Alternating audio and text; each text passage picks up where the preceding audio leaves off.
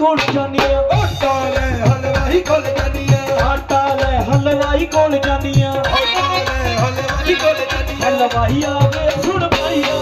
हलवाई आवे सुन भाईया एक मिठा दिया रोट बना दे पकौड़ा हरी जोगी हो गया पकौड़ा हरी जोगी हो गया पकौड़ा हरी जोगी हो गया पकौड़ा हरी जोगी हो गया हो जा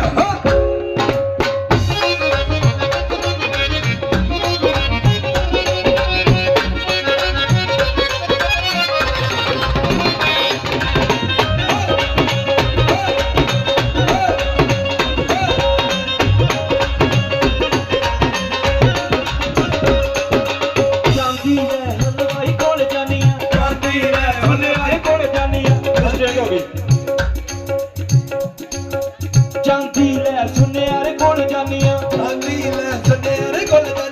ਜਾਂਦੀ ਲੈ ਸੁਨਿਆਰੇ ਕੋਲ ਜਾਨੀਆਂ ਜਾਂਦੀ